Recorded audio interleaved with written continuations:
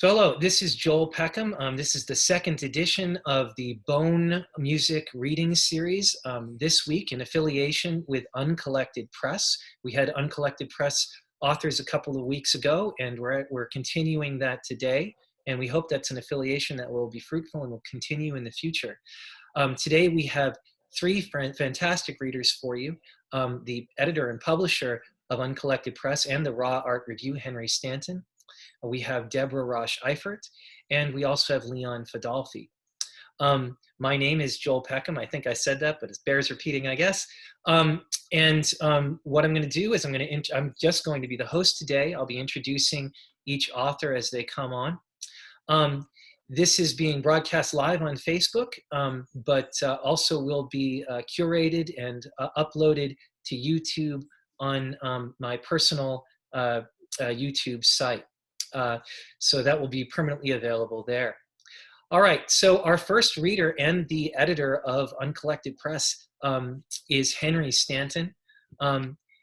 Henry, beyond being a beautiful human being who was kind enough to publish a recent collection of mine, and obviously must have great taste, is a painter and a writer of poetry and fiction living in Old Ellicott City, Maryland, though he is really only a conduit for the many remarkable and beautiful revelations offered to him by his loved ones, by strangers, by the sentient and otherwise.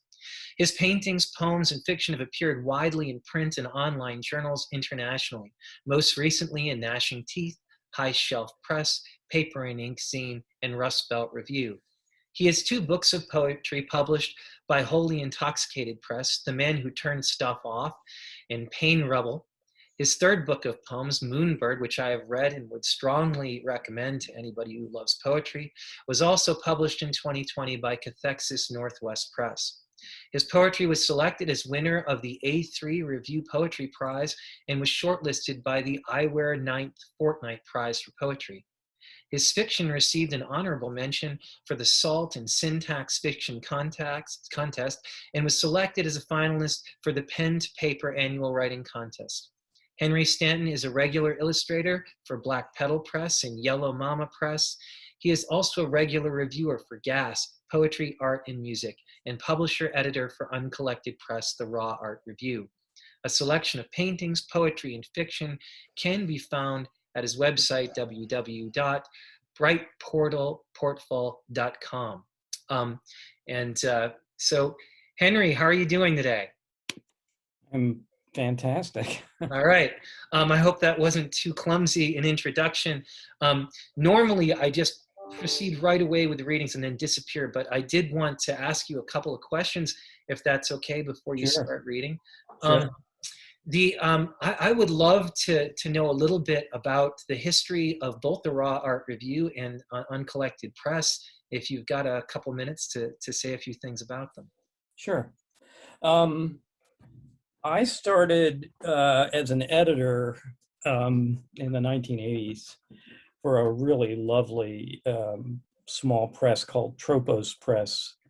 And the magazine was the Raw Art Review. And I'm sorry, that's my magazine. The magazine was called The Pearl. And I sort of cut my teeth on all of that. As most of you know, things have really evolved since then. And as I became familiar with some of the electronic tools and the technology platforms, it became clear to me that we were in a whole new world that offered a lot of opportunity to me, but also to the many poets that I respected and that I saw really weren't getting published much. So I wanted to get a press going with a magazine that was open to all kinds of forms of expression, written or visual arts. We're going to be promoting more musical works and video coming up. So I finally got that going, learned WordPress, got that going in late 2018 with our magazine, The Raw Art Review. We publish that 4 times a year. Typically this year, we are not doing that because of some of the COVID limitations. We're doing it twice this year. But our sort of underlying principle is it doesn't matter what genre, it doesn't matter how you write, whether you write messy or write very controlled and organized. All of that doesn't matter as long as it has a strong impact on us, whether that's emotional, psychological, physical, spiritual, whatever. That's something we want to publish. The parent company is called UnCollected Press. The name both those names refer to what we see as the source of good artwork for us, and that's a very deep, sort of unadulterated passion. So for us, that's a little bit more chaotic than it is controlled.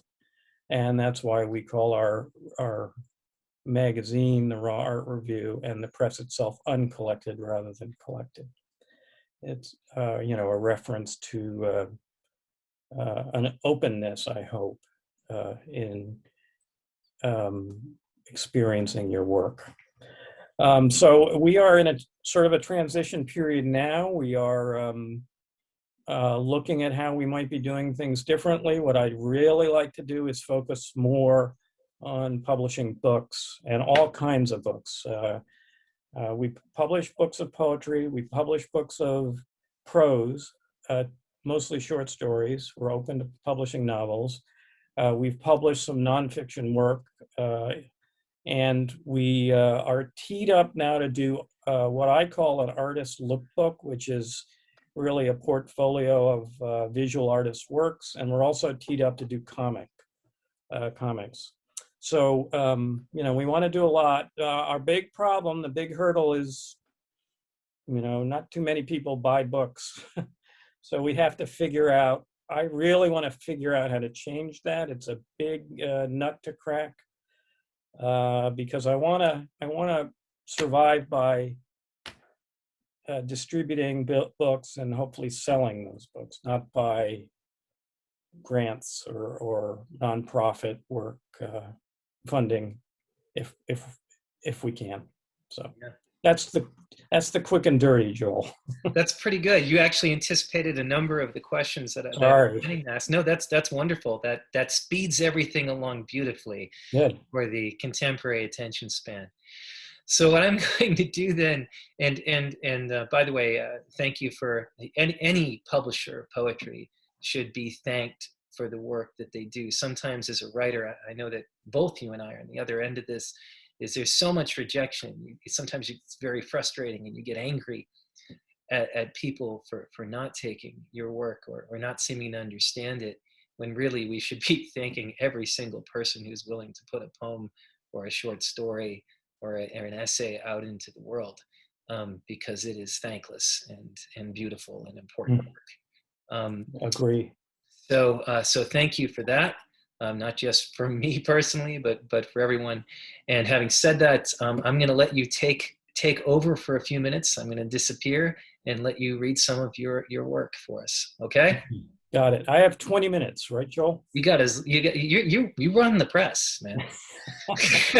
All right. Okay. We're egalitarian though, so. Okay. The first poem I would like to read is called Lust. It's from a book of mine, an early book that I call Love and Fear. For me, the opposite of love is not hate or death, but fear. So this book is comprised of my poetic study of some of the various emotional, psychological states that ultimately, for me, compose love itself. I'm an infernal idealist in the sense that I think all emotion fundamentally is just some aspect of love. So the first poem I'd like to read is Lust, and that is from my book, Love and Fear. Bear with me while I get my poem somewhere where I can read it. Lust. This species is split. Aristophanes. What ache am I for? Which direction do you blow? Which petal in this search, peach and pink, orange and green, fluttering leaves, lush rose of the winds? Who are you standing in the garden, one cocked hip? Who do you want me to be, my hands crumbling up clods of black earth? Dark lover, dirty lover, bite down hard on my nipples, harsh, cracked, and sweaty lips. Like the day you were born, make me bleed. That was the day that splintered our square-shaved head with the shaft staff fashioned from the broken spade. That was the day we grew back up, split and put together. I will love you, but be myself? Don't make me laugh. A filigree of broken bones. My longing is terrible. Okay, so that is my first poem from Love and Fear. The second poem is also from Love and Fear. It is called Compassion. Compassion. I freeze this morning when I hear the thud, dogwoods leaning near enough. You've put on some suet, my love, standing out back by the feeders, stuffing the suet cakes in the suet cage, thud of the big female Sharpie striking down the mourning dove. On the ground, a skirt of wings protects the faltering kill. I am frozen. The hawk tears out the breast feathers, flips them blood stains up in the curious wind. Some catch in my sweater. Flurry of chest feathers, thud of plump snow slipping off the hot, dumb roof. She carries away her kill, flying just off the ground. My life blown again, wild thud of my heart, and squinting at the fat, savage sun.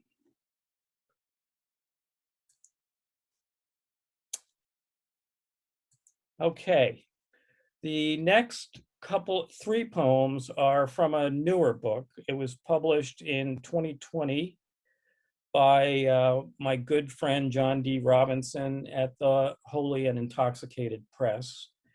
My book is called The Man Who Turned Stuff Off. The first poem in this group is called Hummingbird.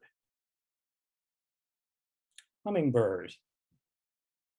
The gaggle of kids burst out the door and flushed the hummingbird from the feeder smack into the glass.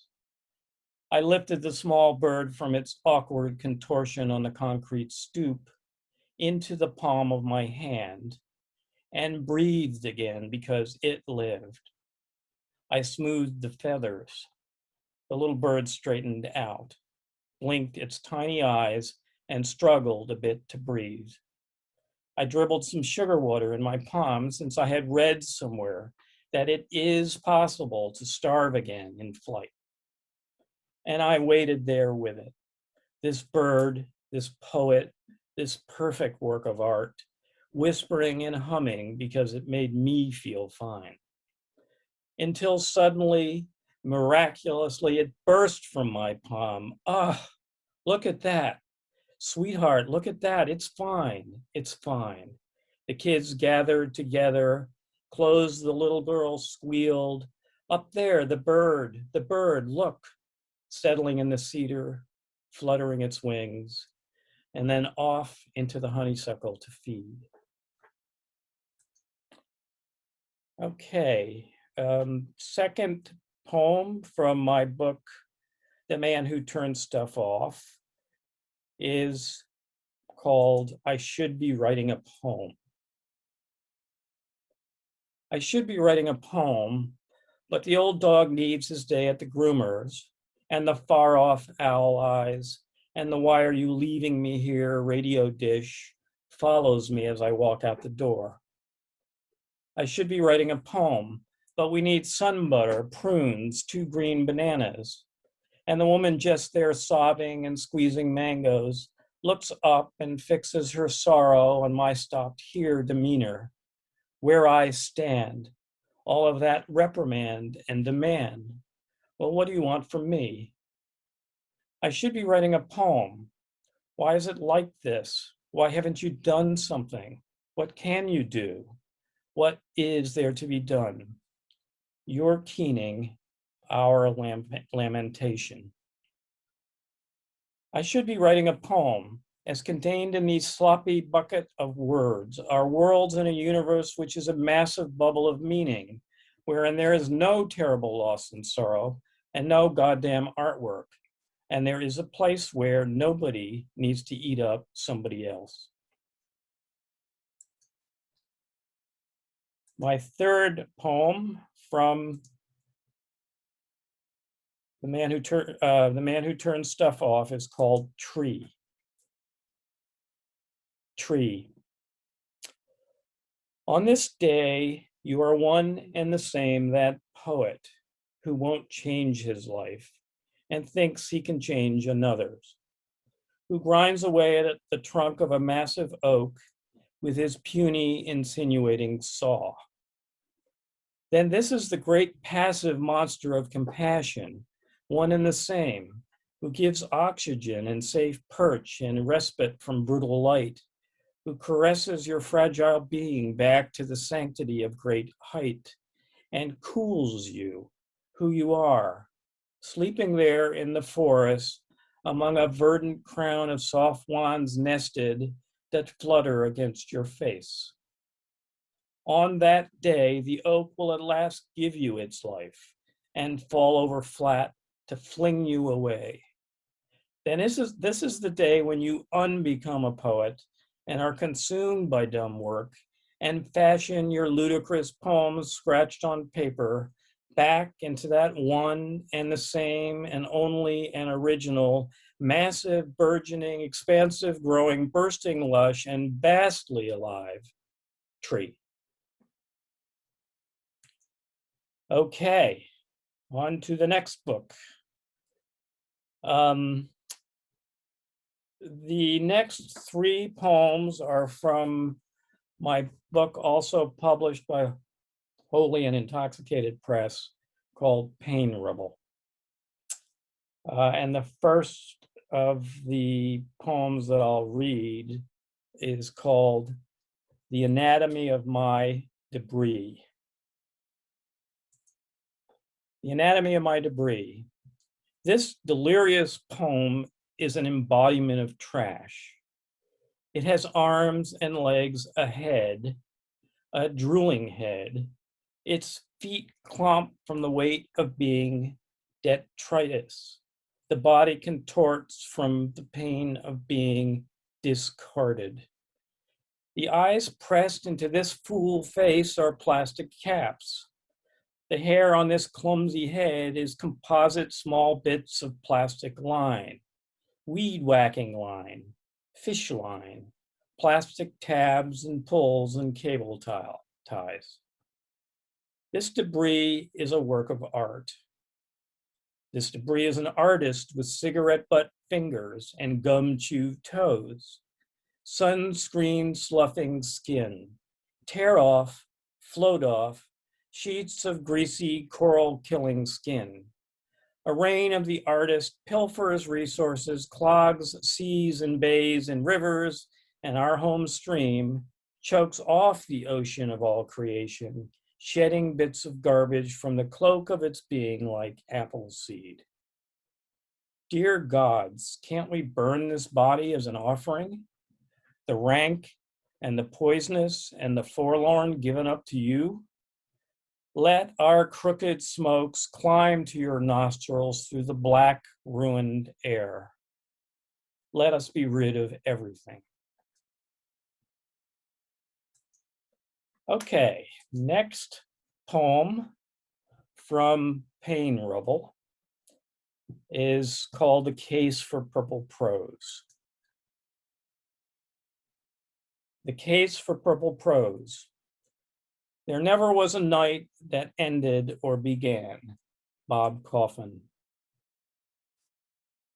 Ours is a literary conviction. It is literally a bruise. No, a meme, no, a trope. Trollop, drops, dollops, a wound. Let's not argue. Stop these tricks, please. See here, a sensation of your sweet, downy cheeks, fuzzy, glistening on the sweaty bent back of a beautiful peach. Morning dew glistens on your fallen peach. Ours is addiction to brain on paper, dog bark of original despair, details under a black lamp that reveal the bluey white splashes of our awful spilled blood. Gentle under the orthogonal of original pain, I extend our long dark body like a finger into a realm of hungry ghosts. These are the poets, what's left of them. This is where the raging fires of love still burn. Everyone, please take note. This is the only way through.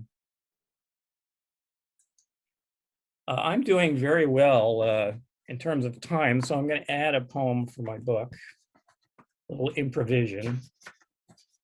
I am going to read the third poem called A Fistful of Black Soil. This is again from Pain Rubble. A fistful of black soil. Here, look how our palm forms these clods, how the unmade loam crumbles back into us, how we settle ourselves into our once forgotten earth. The white corkscrewing roots run down the whole length of our body and pull us deeper down than waking, deeper in than sleeping, dreaming, deeper among the disassembled ground of our own interior. Small things, dense things, burrowing things, creatures worm back in, through, and out of our body, compose our body. We feel the warmth of our belly stone eroding the witless cry to be transformed. We rain, we thunder, we clear. We shake the last separate drop off our vestigial fingertip. We dream ourselves back into our saturated garden and we make it shine. And here comes the wildest first seed blowing on a random wind. Okay, let's see. It's remarkable that I'm not lost yet. I am going to read 3 poems from my new book, Book in Progress. And I have a couple people already who want to publish it, so I'm very grateful for that. And I've read them very little, so hopefully I won't stumble too much on you all. I'm trying a bunch of new things here, especially a little bit more abstraction and a little focus on musicality. And I'm very taken with all of that. I'm flush with the writing at this moment. Okay, the first of these 3 poems is called Lacrimae. Lacrimae. The great karmic wheel kills everything in its path. Haruki Murakami.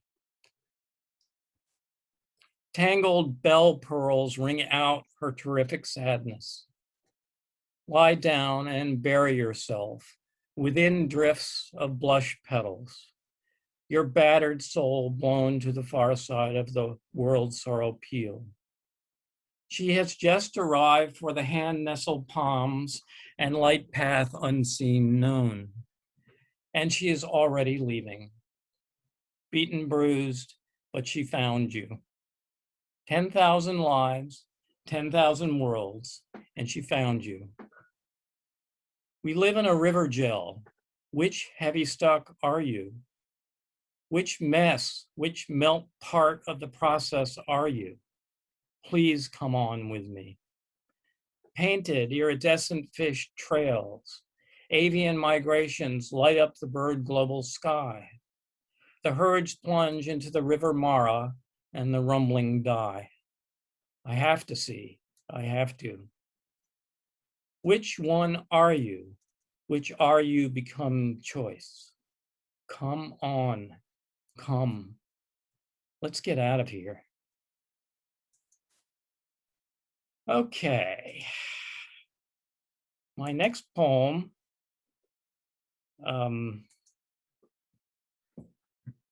you'll have to bear with me. It's a little bit longer. It's called Hack. Hack. Add the burst open in your mind's eye, the radiant, awake, purpose right here, shadow and color on surface. Add rubbing your sore feet, sore knuckles, bent sore release, final release, the pain release.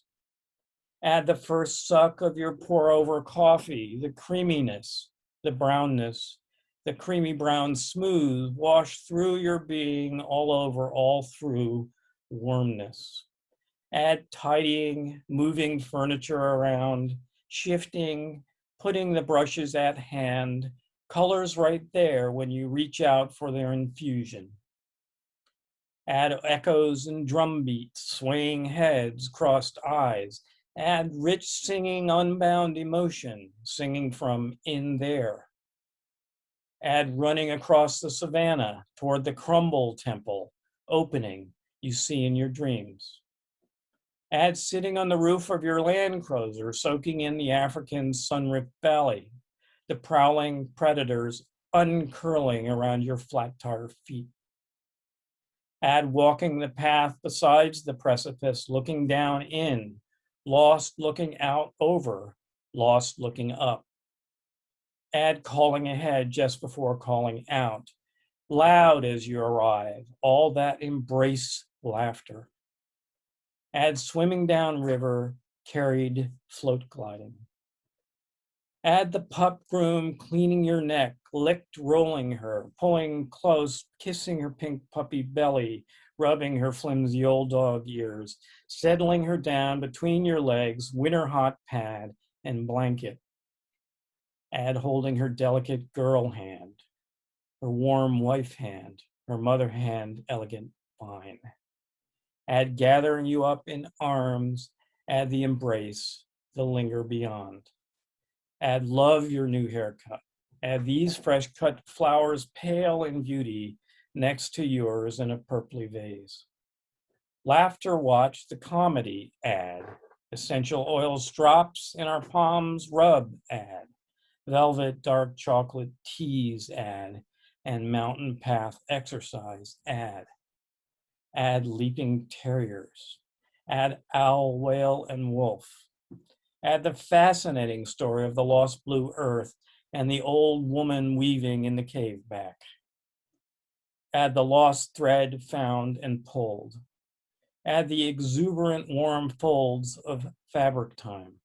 Add vibrant song, amplitude, space.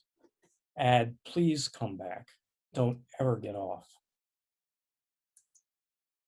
Okay. My final poem is called The Healing Line. Again, this is from my new book called Inner Refuge. I don't remember, I might not have introduced it. The book is called Inner Refuge. The Healing Line. I am wife in my kitchen or temple version. The children are out playing in the garden.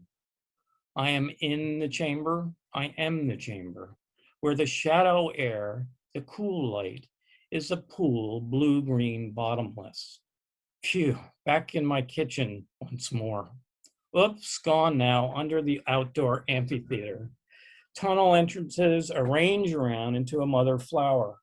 She forms primordial dust into the mother accretion disk. Wife kitchen pool, blue-green mother flower singularity, gravity loss. Next, I standing on a cliff that looks out over a pre-KT tropical sea. Next, I standing a gender change, a race change, a culture shift, the new I cliff edge. Next, I fastening my baby girl in wings, she flies out over the Black Sea, the Lac Sea. What blood-soaked courage, what innocent purple love, what omnipotent blue-black cloak. Next, Aboriginal I, finally again in a dense bright forest on a steep down hillside. Density trunks and small bright gauze leaves flutter, shimmer. And this too breaks me down into the God particle. Fear elements and disappear itself flee. Next I, tiger's head, camouflage in bed among fallen leaves on an against disparate riverbank. The mother flow transforms. The accretion disk relinquishes. Another same black hole. So I will found these civilizations with soft architecture, ancient and patient infrastructure, organize this slow pace, fine place, find always love. Back now. Wife journey finally to my wife kitchen finality. Back in the window lookout to the garden. And the children are there playing, laughing and beckoning. To join now the line, to hold her hand. Little girl become at the end the whip flip. Happy chain helix of forever children. And I reach hold her perfect wind end of the line child hand. And I laugh and become her also algorithm. And I again join to never leave unless it unhappens another time. This always there, always here, always love, healing line. All right, I did it. That was terrific. the timer went off at like the third to the last line in my final poem. So well, the timing is great, and so is the poetry. I especially like those new pieces that you read. All right, so I'm going to ask Henry to turn off his camera and thank you very much and mute. And I'm going to introduce Deborah Rosch Eiffert. Am I pronouncing your name correctly, Deborah? You are. Oh, wonderful. You are. Thank you. All right. Okay. It's not easy. All right. So Deborah Rosch Eiffert is a Pushcart Prize-nominated poet and author of the newly released chapbook Sown from Water from UnCollected Press. Her work has appeared in Whiskey Island Quarterly, Constellations, Cathexis Northwest, Persephone's Daughters, as well as other literary presses, and is forthcoming in Feral, a journal of poetry and art. Her work also has been published in several anthologies. She has received an Editor's Choice Award from Formidable Woman Sanctuary Press, was named Poet of the Month by Flying Ketchup Press, was a semifinalist in the 2018 Split Rock Review Chapbook Competition, and was first runner-up in the 2018 Aesthetic Apostle Chapbook Contest. Sown from Water is available from UnCollected Press Net right now, I believe. If you would like to purchase that from their website. Yes, and there's the book. I'm going to now hand this over to Deborah and let her do her reading. Thank you so much for being here, Deborah. Thank you, and I wanted to thank Bone Music Productions for putting on this reading, and thank you to Henry for being so open to so many kinds of writing and for making Sown from Water happen. It was something I never thought would occur, and when it did, I was ecstatic, as one would expect. I am going to read from both some poems that are in the current chapbook and some things that are new work. A few of them have recently been out in Feral and in Anti-Heroin Chic was the last two things I had published. I'm going to start with one that actually ends the chapbook Sown from Water. It's called Queen of Dragonflies, Instructions. You must speak to the bees. You must wade in the desert until you're as crisp as coral. Then wash in the sea.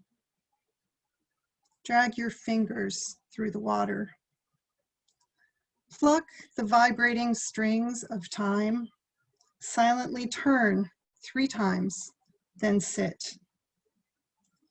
Dressing clothes made of feathers, but arm yourself with porcupine quills. March forward following the path of light unseen. Invite your ex-lovers to a picnic and sit next to one wearing an angel's invisible crown. When you see a dragonfly's iridescent wings, stay perfectly still so that your voice is not silenced by her sewing needle body when she lands trembling on your mouth. Prepare all day. Pray all night. Love the dust, which is your ancestor. Become the ocean that lives within your skin.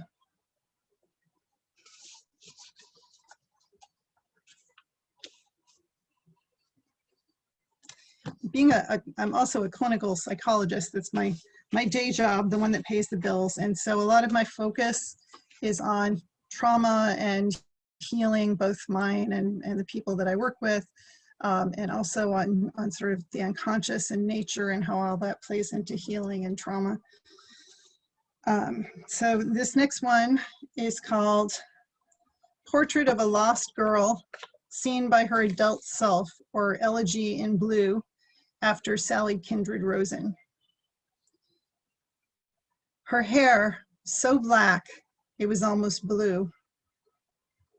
Her emotions as colors: iris petal afloat on a dark pond, broken mussel shell polished by waves, eastern hemlock bud tips in dawn's rain, a slow healing bruise, shell of a Hubbard squash abandoned in the field, twilight shadows curving on a snowbank. Her vivid shoes, electric blue suede, pointed toes. When she steps off the forest path into shade dark as arrowheads, the woods open like a mouth, and in her blue hood, she begs to be eaten by wolves. Her blood, mostly seawater, veins Atlantic blue. She sleeps on a bed of sand and driftwood under a blanket of blue-stained darkness. Her skin shimmers like mother of pearl. She moans secrets from her dreams. Her mouth, blue-smeared, wild creature who feasts in the blueberry barrens. Vigilant in navy blue night, the only light she can spy is the bluest part of a flame. In this sapphire silence, she listens only for the raspy respirations of a waiting wolf.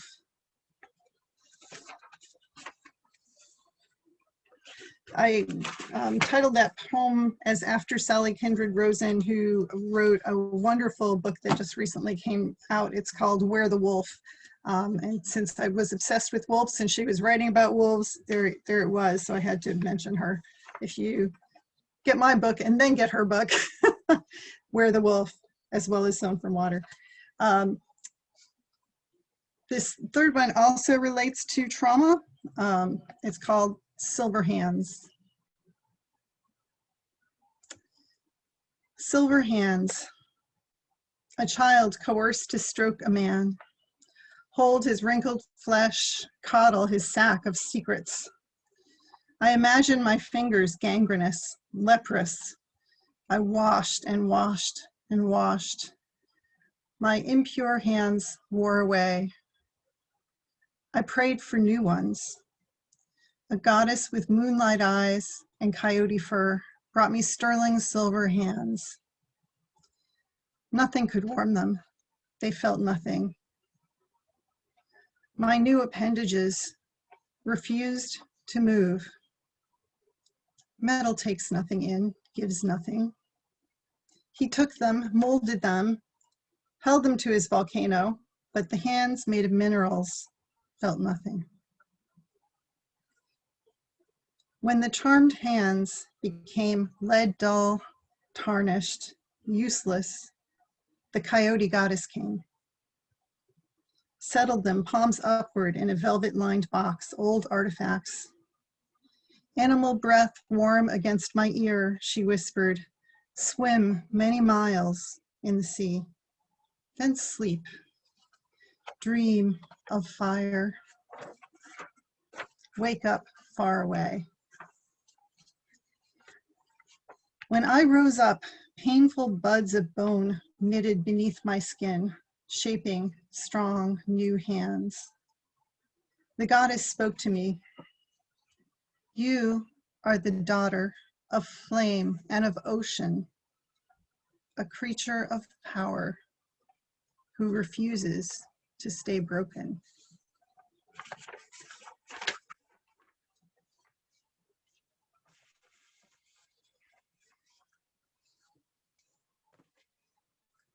So yet more on healing and transformation. This is called Saint's Guidance. A snaggle-toothed old lady pushed a shopping cart of tin cans and redeemable bottles down the sidewalk. Clink, clink. She mumbled blessings at dandelion puffs. I saw them turn back to yet lemon yellow flowers. Scruffy blue chicory transformed into small plums as she passed. She gathered them to eat later. She'd share with people who sleep indoors and hold their clothes together with twine.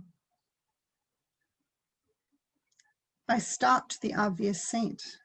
Wait, do I suffer sin or illness or dark magic? What if I confess to you? I don't know how to lift away from the cruelty of men.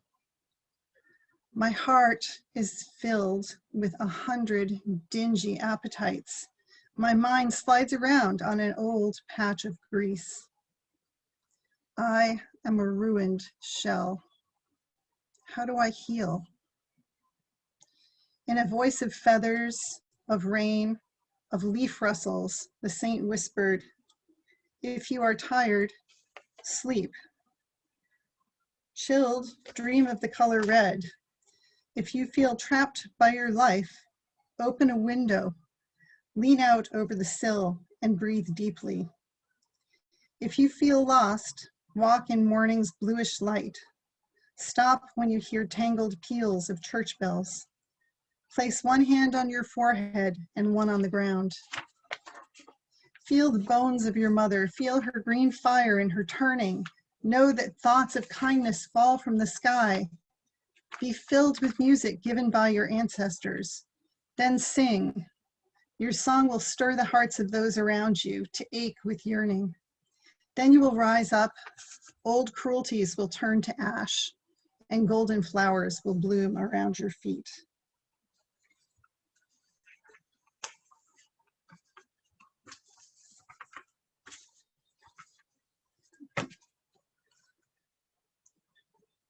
I had surgery recently and it inspired this next poem. It's called Post-Surgery of Angels and Archangels.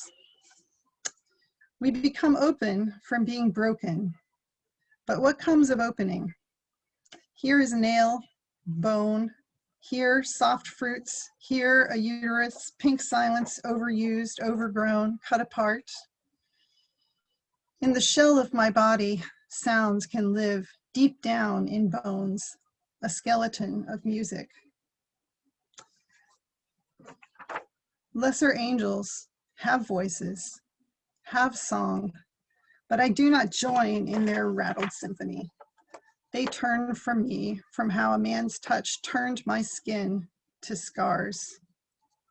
They are too delicate to accept my rough epidermis, the gravel in my voice.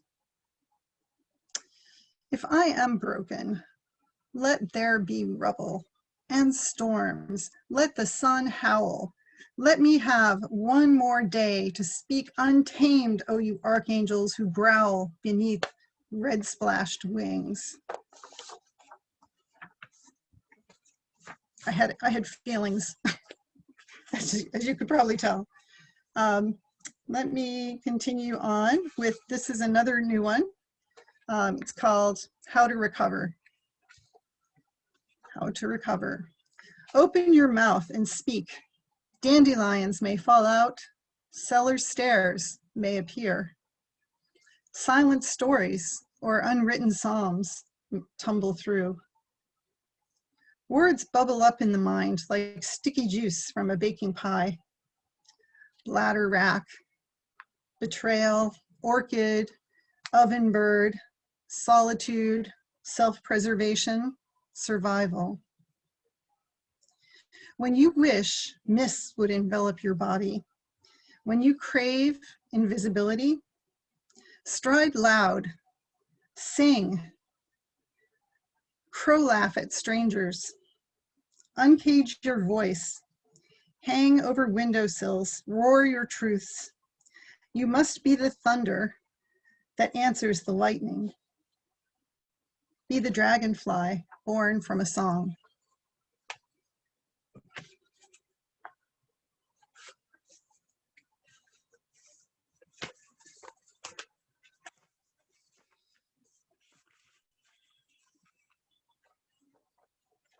This one is found in Sown from Water, among several others in this reading. Queen of Crows for W.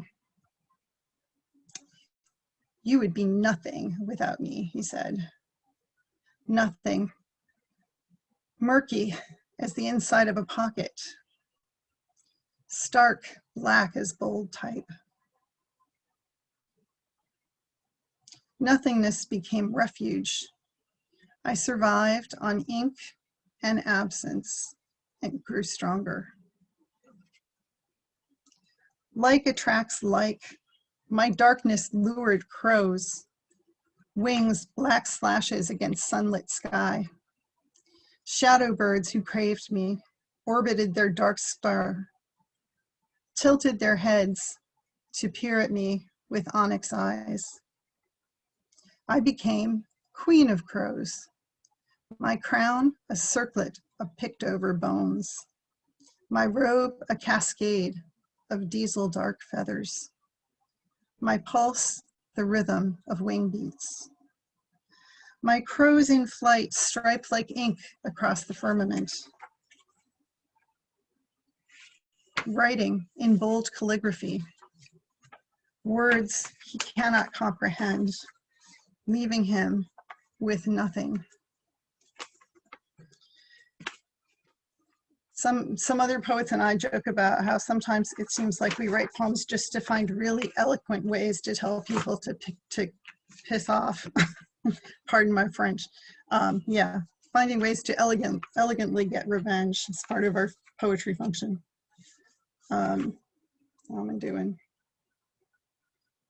I guess I have another 5 minutes or so. I've just got a couple more, 2 that are new and 1 from the book. This next one is called Whatever Winter Did to Us, after a title by Ada Limon. Made us alone, made steps crunch through ice-rimmed puddles, made ears crackle with cold, broke ice to shards, glassy fragments that punctured blue-white dunes, froze twigs, pine needles to snow's glazed crust. Made us pay. Here, ice is currency, the toll to cross the solid surfaced river. When you walk on its crystals, you remember the edge of snowfall is the beginning of sleep. Taught us ways to survive until spring. Lie beneath quilts made by your ancestors.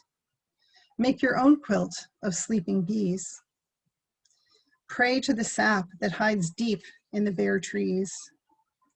Grab door frames to support your weakened legs. Name 100 shades of red. Winter compelled us to mend nets, to prepare to fish in the rush of spring snowmelt under the white wings of returning offspring. Days lengthen into mud season. Now we wake, giants in boots tromping through new growth. Somewhere in this beginning is a yellow-green horse, the color of a just now unfurled new maple leaf. Ride her into this vernal blooming light. This chartreuse mare, these bees, these seedlings, all movement and thrum, every creature knows this April fizz and flow. Each living thing contains a small coil of impossibly green springtime that bursts out of the knowable frames of bodies, blows the heart outward, burns with viridian fire, grows us into this new season, spring, whatever it will do to us.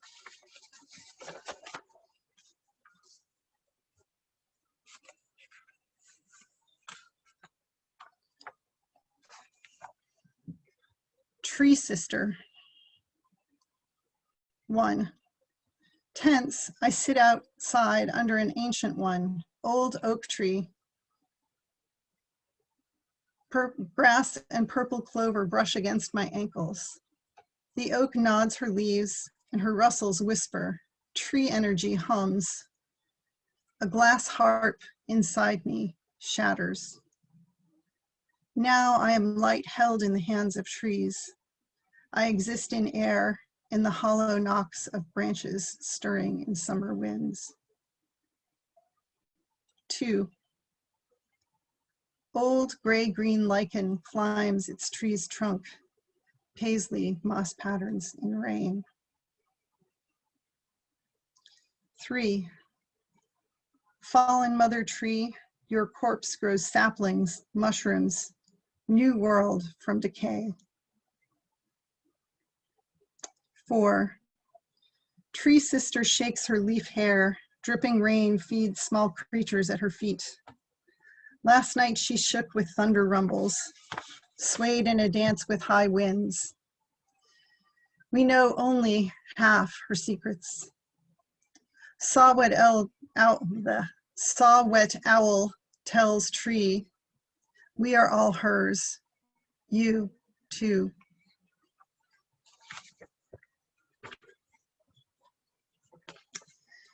And the last poem I'm going to read is the poem that starts out from Sown from Water and where the title comes from. Remedies. A bond must hold between language and mouth. Create cohesion by singing inside a funnel cloud of bees. Carve all possible prayers into an iceberg, then go home. Isn't a house of leaves enough? If not, try gathering the sound of leaves falling. Wear a dress sewn from water, then run uphill. Gather that sound.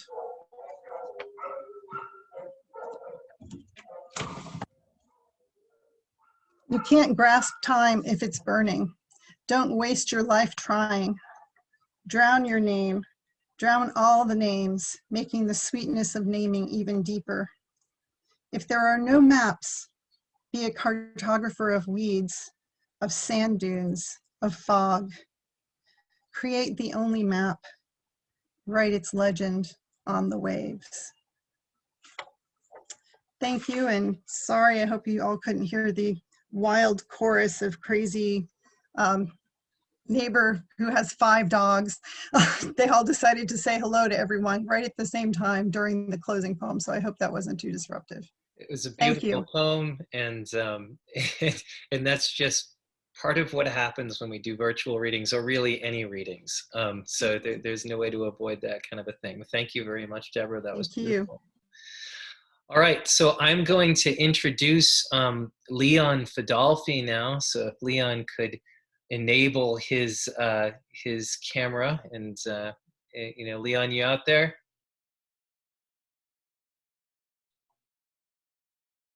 I think I got to get Leon to unmute and turn on his camera. There you are. He's not very good with his technology, but here we go. That's all right. Let me introduce you first, and then I'll get out of your way, okay? Thanks so much for being here. All right. All right. Leon Fedolfi is an aspiring writer. He was awarded the 2020 Doug Drame Prize for Poetry, sponsored by the Raw Art Review, and is published in Rumblefish Quarterly, High Shelf Press, and many others. He has a book of poetry, The Uninvented Ear, coming out with UnCollected Press this fall. I think that's burgeoning. It'll be dropping very soon if it hasn't already. Thank you so much for being here, Leon. And I'm going to hand this over to you. I'm very excited to hear your work. Sure, great. Thank you. And by the way, what fantastic readings came before me. This will be not a denouement. It will not fuse what came before. I look at my work as pre-poems. It's a term really around aspiring. So the project of poetry for me is really about exploring and not about the end product. So we'll see. Anyway, I'm going to read a few poems. And again, bear with my machine reading. You might see me squint. I do not have the power of memorization. Here we go. First poem is Carry and Carry. The bead, the bruise of farmland arm, up by the shoulder. It's anonymous. Are there any renegades? Any pretending professionally that I can root for? Marlon Brando, you were not on the waterfront. You were on set. One glorious combination. Carrie, you are not real, but I feel for you. Every carry can be weight. I want to be as light as I type. It won't. This next poem, I spent a lot of time recently in Atlanta, and as part of that, watching a lot of Fox News. I won't explain that. So the poem's entitled Too Colorful. I think I get it. You were saying that racism is not racism because it's less over time. Of course, less or more of anything is movement, delirious with adherence. Your other axe to grind being not colorblind, but too colorful. Typing and talking about the feat of existence. We should pluck each other's eyes. That would be fabulous. This next poem, let me just track the time here so I know what I'm doing. It's Cold Salad. You know, there's the book that's coming out has several environmental poems in it. This one is sort of foremost in my mind. And again, I'm going to squint through this.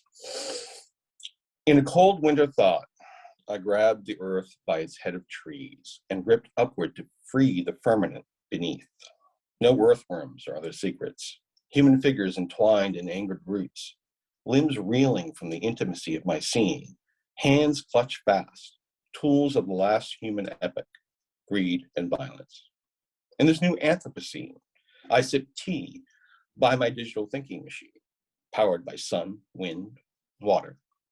Yet, my fingertips of flesh and this binary soliloquy strains me from my past. It shakes the trees so wholly, the old and many me falter from their roots into a waiting colander. I plan to rinse them and lay them down in a bed of greens. So this poem, I'll just interrupt here for a second. It reflects upon the Anthropocene from the perspective of the overly clean, the pristine. I attempt to create an image of an environmental Ragnarok, nature taking revenge in the twilight of overreach, to be replaced by a speaker that is peculiar in detachment, ascetic, and preparing to launch on humanity. So the idea here was it was an ultimate cancel for the culture. The speaker sees an affinity with those in the roots and dirt. That is what disturbs, not human suffering, but the reflection breeding through the contrast. This next poem is called Nature. It's one of the earliest poems I wrote. Anyway, here it goes. You have to be there somewhere. Whether you crawl from the ocean on your claws into the wind channels of the desert, or whether what you thought were claws are now the sting-tipped pincers of what you have become, gradually formed after miles or yards, minutes or months, are no consequence of markings enmeshed in crawling. And a crawler only knows just that. There, you cast tight black marble eyes above the sand mounds. This next poem is called Wire Garden. There's an aesthetic feeling. I will board with travelogues of musical stops to meet you without this choke. 1,000 inventions from Honduras step in rhythm with the bloodletting sun. They feature children banging cervixes like drums, the sound canoning to America. Your red cherry lips are not red cherry thoughts, he thought.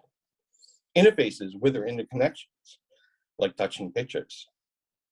Lay across Honduras and you will feel the difference. Dig in dirt, you will find the remains of what weather fell there in the decreasing distance. Their heads, gophered up from that dirt, tracing a border, a wall. This next poem was written, as part of the poems when we were all sort of trapped in the pandemic, which hopefully we won't be again. It's called Running Grass. Institutionalized internal, but I decided to go left. Emotional and psychological appeal to who I already am. Distance through traffic lights, across embankments, onto football fields of high schools, now abandoned to their architecture. I imagine brass bands, onlookers cheering as I run back and forth over the 50-yard line. This one runs from rational to make marks in the time he has. This next poem goes back to sort of an environmental reflection or meditation. It's literally my longest poem. And again, really to explore thoughts I have, feelings I have around the subject matter. So here it goes. Some future Spain. Fields grow hard toward the burnished yellow of a midday sun. Men and women wreathe peaceful in the nook and cranny of its shade. The feeling drinks so. From this cooling spring, these days are made livable. They sleep smaller in its shape. Hurried beads of sweat materialize on skin, their own busy lives moving briskly from the heat, knowing only they are chased, not that they are birthed by it. The strongest belief she had was that things have not changed. Andalusia worked abused hand against the halfa. The grass flourished, then decapitated on the drying plains. Her previous evening, tossed with imaginings, the one from fever, for respite, remained as always. There will be those here that sacrifice themselves to the baking air. If staring close enough to the sun, a natural eye would see the intricate honeycomb arrangement. Light cones in the giant's iris, a wildfire of sight, sunflower liminal. Each of Earth's mechanical orbs ingests their new wavelengths, bunched into a bouquet of looked at by number. A painting of life that hangs to the right by the doorway of Andalusia's living room. It was here Banco quietly took his ear. The ale house in winter in Arles, France, was just for cartilage. His searedness bears and echoes everywhere. A fusion ball of light, shining sight, though not too terrified interiors. Ways of seeing and hearing without antennas and telescopes. Something to devour in our first stomach, with devoted mirror, our mind watching as the murderer leaves. Certain makes his way through a maze of painted landscapes. A bequeath from artists rolled dead from the shade into streets of their former industry. A twisted ashway, mouths still intubated by what they feared. A red giant finish kissing down their throats. Certainly cannot see them, because they exist in the future. All he sees is today, where Andalusia greets him with a basket of sweet, the basket a fruit of her day's labor. They talk often of offspring, dining with Rioja in the halo of each other's gaze, never aged in the moment. When accustomed to mirrors, eyes languish and efficient and default to what the brain has come to expect. You never notice time busting moments to the table. Eventually, change will come to light and open your eyes to a life lived, reflected in your vision, time asking what you have made. Not alone on earth, and though not alone, there is no other to lay a blanket for your sleep, no nation or pillow placed to rest a head upon. Choices made and formed a planet. Certain will never question his rhetoric of being, even while the world changed around him. A great admirer of art, Andalusia will have come to live with memories made. Relationships become figures belated in dreams. Time roils them from the shade, smaller in the shape of what's warming. Only then, to know, not seen, the small subjective in the changing days of heat. So, the next poem is a follow-up to Nature, written about, I think, 12 years later, of what happens to subjective. And we'll just go right into it. Here we go. Your arms wrap gentle around my neck. A finger pointed towards my head. My head, a cactus, with spines for hair and unrelated orbs where eyes would go, surprised by the shape they are on. The squash ride miniature cyclones up from the desert floor and turn at a braid. It helps cacti feel the circle small, staring ahead, waiting for another to embrace or fusillade you. Natural, arranged by what law? A stir in your head, a housefly is on. There is nothing nature in nature. You are plant-shaped, not plant-formed. Maybe you are sparrow or buffalo, or you will never know if you never move from your surrounding. So a comment there. This is a redo the Nature poem, which I sort of machine spoke earlier. Here, though, the speaker is immobile and all the action is incoming. It's a meditation on subjectivity, while subjectivity is deterministically personal, varied, etc. The speaker in this poem sees it as a trap, a misreading of circumstance. It's also a cheat. It sees it as the other's subjectivity, right? Not their own. So that is kind of thing. You may be other things, kaleidoscope of options, if you simply remove yourself from being surrounded. Since it's debatable the other exists ontologically, but for the agency you granted, it's a self-surrounding, a self-trolling poem. Here we go. So this poem, the second to last one I'll read you, it's called Tide. Am I going to fall? It's not even a question. A script, probably universal love. Granite faces west above perfect water rolling onto a beach. Everything crosses and the eddies beneath. All the years of my youth missing, I see. The waves, a pounding fist. The beat, beat, beat in single file. A signal life. And I will just read one more here. This is a poem called Grave. Well, I really don't have any introduction for this, but I will have to squint quite a bit. Grave, days grow short and all stories end. They have many authors, but only one resolves the journey. From the land, I take what is less from carousel, less to feed my body. A strategy to preserve a flame above its candle, always one more thought aimed at escape. Connection and emotion. The light flickers delusion and biological function. The certainty of beginnings and endings. Things in between we never see as they are. Viking ships excavated from soil, far from where they were beautiful. My ribs are oars, and my final thoughts sails. raised along a wistful mast, reaching up like my arm long into a sky that was like a painting all the while. And time check. I can do one more here. Let's take a look.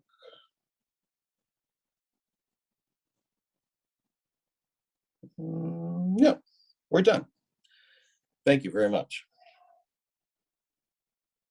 Thank you so much, Leon. That was wonderful reading. And thank you to all the UnCollected Press poets that we have had. And hopefully, as I said before, this will be a relationship that continues on for future readings. There isn't a scheduled next reading for Bum Music right now, but we will be definitely having more of them, and they will be promoted via Facebook. Thank you again to our writers. Thank you again to those of you who are watching either on Zoom or Facebook or in the future on YouTube. This is Joel Peckham. Thank you very much. Thank you, Joel. Appreciate it. All right. Take care. Bye. You too.